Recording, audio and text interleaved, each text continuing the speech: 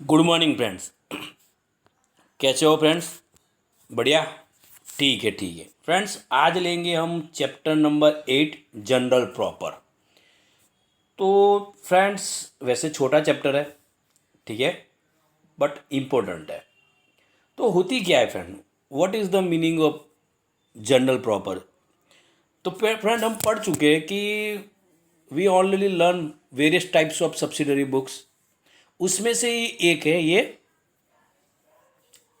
General proper, which is the part of journal. That means जो भी business के transaction, whichever the transaction which are occur in the business, जिनकी entry कोई भी subsidiary books में नहीं हुई है, ठीक है, तो उसको रिकॉर्ड करने के लिए जो भी जनरल प्रॉपर बनाई जाती है ना, क्योंकि कहीं पे तो उसको रिकॉर्ड करना ही पड़ेगा, तो उसकी जो भी जर्नल लिखी जाती है वो जनरल प्रॉपर की हिसाब से लिखी जाती है। दैट मीन्स कि there are transaction which are related to purchase, sales, purchase return, sales return, bills receivable, bills payable, cash book, petty cash book. तो उसमें जो भी ट्रांजेक्शन रिकॉर्ड नहीं होते हैं ये सभी सब्सिडी बुक्स में से, तो वो सभी ट्रांजेक्शन यहाँ पे जनरल प्रॉपर में रजिस्टर्ड होते हैं, ठीक है, यानी रिकॉर्ड होते हैं। लेट्स टेक एग्जांपल, मान लो कि हमने 5,000 का फर्नीचर पार्थिव को सोल्ड किया हुआ है, ठीक है, ये रहा ट्रांजेक्शन, ठीक है, एग्जांपल ले रहे हैं। तो सीधी बात है कि यहाँ पे हमने एसेट को सोल्ड किया हुआ है, वो भी क्रेडिट बेसिस पे। तो सीधी बात है कि ये ट्रांजेक्शन हमें कोई भी सब्सिडरी बुक्स में हम रिकॉर्ड नहीं कर सकते, तो इसकी हमें जर्नल ही लिखनी पड़ेगी। तो सीधी बात है, तो जो भी हम जर्नल लिख रहे हैं तो वो भी एक सब्सिडरी बुक का ही पार्ट हो जाएगा, that means general proper. Column कैसे ड्रॉ होते हैं? तो वो तो सीधी बात है, हमारे पास है ही कि जो जर्नल के हिसाब से ही, जो हम जर्नल के लिए कॉलम ड्रॉ करते थे, उसी हिसाब से जनरल प्रॉपर के कॉलम ड्रॉ होते हैं। फिर से the meaning of journal proper वही का वही है, जो ट्रांजेक्शन कोई भी सब्सिडरी बुक्स में रिकॉर्ड नहीं होते वो सभी के सभी ट्रांजेक्शन सब्सिडरी बुक्स में यानी हमें जनरल प्रॉपर में रिकॉर्ड करने पड़ेंगे। कॉलम तो हमें पता ही है। अब कौन कौन से टाइप के ट्रांजेक्शन जनरल प्रॉपर में रिकॉर्ड होते हैं? तो transaction recorded in journal proper friends, तो यहाँ पे there are 6 types of transaction which are recorded in journal proper. तो first one is opening entries, यानी ओपनिंग बैलेंसेस की एंट्रीज। फिर transaction not recorded in other subsidiary book, यानी purchase, sales, purchase return, sales return, cash book, petty cash book, even bills receivable book, bills payable books, ये सब में record नहीं होते, वो सभी ट्रांजेक्शन यहाँ पे फ्रेंड्स जनरल प्रॉपर में रिकॉर्ड होते हैं। फिर transaction of inter account transfer, यानी हम एक अकाउंट में से दूसरे अकाउंट्स में अमाउंट को यानी फंड्स को ट्रांसफ़र करते हैं, ठीक है, तो उसकी भी जो जर्नल लिखी जाती है वो जनरल प्रॉपर में ही लिखी जाती है। ओपनिंग की तरफ पे फ्रेंड्स क्लोजिंग की एंट्री, यानी ये हमारे ओपनिंग की यानी क्लोजिंग बैलेंस की भी जो भी जर्नल डालते हैं वो जनरल प्रॉपर में ही डालते हैं। फिर भी कोई भी एडजस्टमेंट को आप सॉल्व कर रहे हो, यानी कोई भी एडजस्टमेंट कर रहे हो, तो जो एडजस्टमेंट के लिए भी जो भी एंट्री डालते हो वो जनरल प्रॉपर में ही डाली जाती है फ्रेंड्स। और last one is rectification of entries, यानी हमारे सबके सब हो गए ये, यानी last one is rectification. Rectification का मीनिंग होता है फ्रेंड, आपने मान लो कि कोई मिस्टेक्स की हो, वो मिस्टेक्स को रेक्टिफाई करने के लिए यानी उसको सही करने के लिए जो एंट्री डाली जाती है कि अकाउंट्स में हुई है, आपने कोई गलत एंट्री डाल दी है तो उसको रेक्टिफाई करने के लिए यानी मॉडिफाई करने के लिए आपको दूसरी एक एंट्री डालनी पड़ती है, ठीक है, तो उसको बोलते हैं रेक्टिफिकेशन एंट्रीज, और वो जनरल प्रॉपर में ही लिखी जाती है फ्रेंड। तो friend, there are 6 types of transaction which are recorded in. अब यहाँ पे जनरल प्रॉपर, अब यहाँ पे फ्रेंड्स ओपनिंग एंट्रीज है, तो वो तो हम जर्नल में भी पढ़ चुके हैं कि क्या होती है opening entry. Let's take a example, यानी आप कोई भी बिजनेस स्टार्ट कर रहे हो, when the trader start his और हर बिजनेस, तो सीधी बात है कि वो अपनी कोई पर्सनल एसेट्स होगी, वो इवन पर्सनल लायबिलिटीज़ होगी, वो बिजनेस में लेके ही आएगा। तो यहाँ पे एक एग्जांपल दिया हुआ है which is called opening entries. ठीक है फ्रेंड्स, क्या एग्जांपल कि वीरेंद्र ने बिजनेस स्टार्ट किया फ्रेंड्स, वो 15,000 कैश लेके आया, 10,000 का फर्नीचर लेके आया फ्रेंड्स।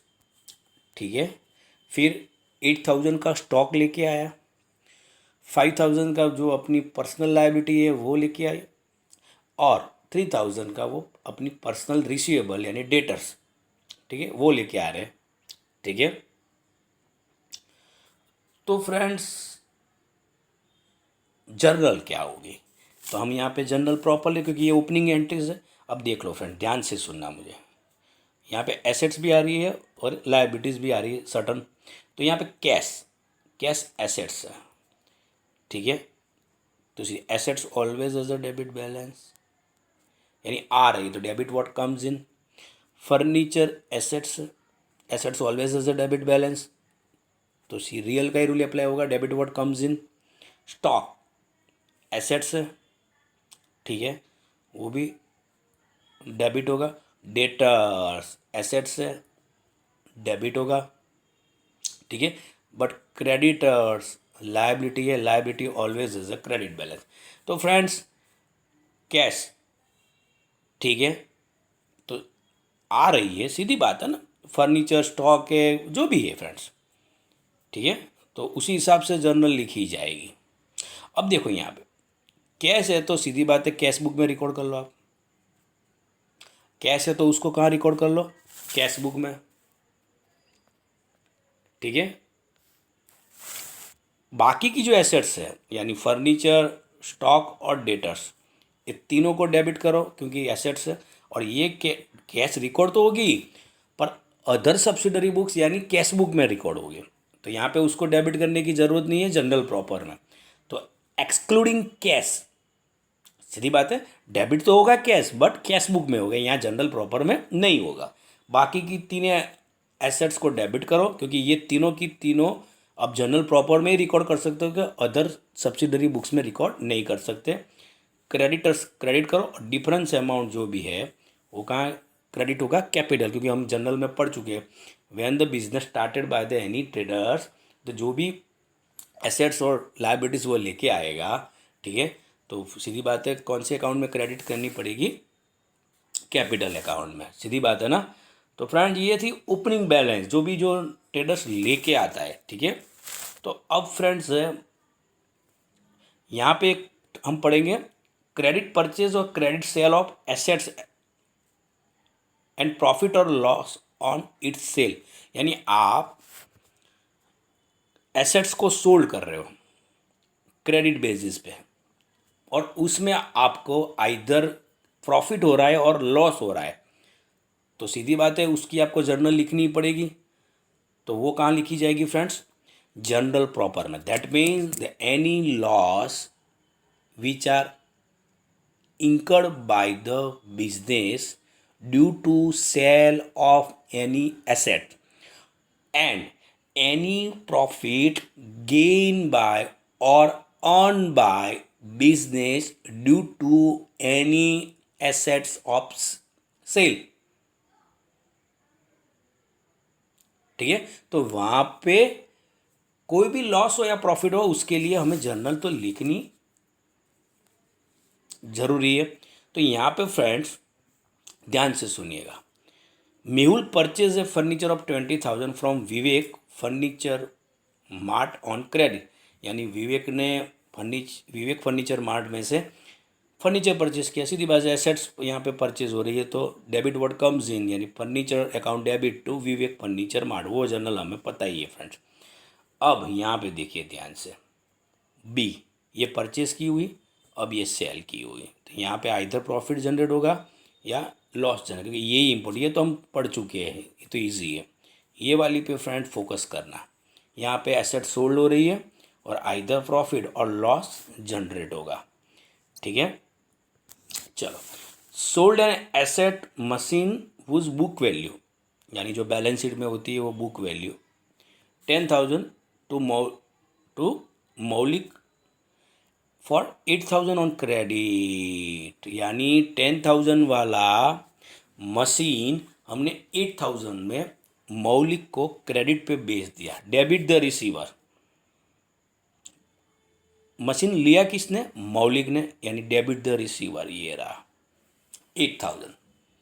नेक्स्ट, अब 10,000 वाला बुक वैल्यू 10,000 है, सेल वैल्यू 8,000 है, तो सीधी बात है जब भी सेल वैल्यू बुक वैल्यू से कम होगी तो लॉस ही आएगा फ्रेंड्स। यहाँ पे लॉस आएगा, कितना आएगा लॉस? 2,000। यानी I am repeating my dear friend, जब भी एसेट्स की सेल वैल्यू ये वाली बुक वैल्यू से कम होगी तो लॉस आएगा, जब भी एसेट्स की सेल वैल्यू बुक वैल्यू से ज़्यादा होगी तो प्रॉफिट आएगा। यहाँ पे बुक वैल्यू 10,000 है, सेल वैल्यू 8,000 है, तो सीधी बात है सेल वैल्यू कम है, सेल वैल्यू कम है तो लॉस ही जनरेट होगा। तो यहाँ पे 2,000 लॉस नॉमिनल का रूल से अप्लाई होगा। Debit the expenses and losses, debit the expenses and losses, that means loss on sale of machine account debit 2,000। और मशीन यानी रियल का रूल अप्लाई होगा क्योंकि एसेट से debit what comes in, credit what goes out, क्योंकि machine आ रहा है जा रहा है, जा रहा है क्योंकि आपने सेल किया हुआ है, सोल्ड।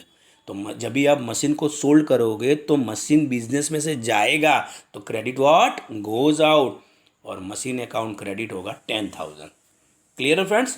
तो इस तरह से फ्रेंड्स ट्रांजेक्शन को जनरल प्रॉपर में रिकॉर्ड किए जाते हैं फ्रेंड्स। फिर से I am repeating my dear friends, book value से सेल वैल्यू ज़्यादा होगी तो प्रॉफिट आएगा, बुक वैल्यू से सेल वैल्यू कम होगी, यहाँ पे कम है तो क्या जनरेट होगा? लॉस। लॉस होगा तो डेबिट होगा, और मान लो कि प्रॉफिट आ रहा है, मान लो कि यहाँ पे सेल वैल्यू ज़्यादा होती तो ये लॉस यहाँ पे डेबिट नहीं होता, यहाँ पे प्रॉफिट क्रेडिट होता है, वो तो हम आगे ट्रांजेक्शन में पढ़ ही लेंगे। ठीक है फ्रेंड, तो ये वाले वीडियो में इतना ही friend. Have a good day.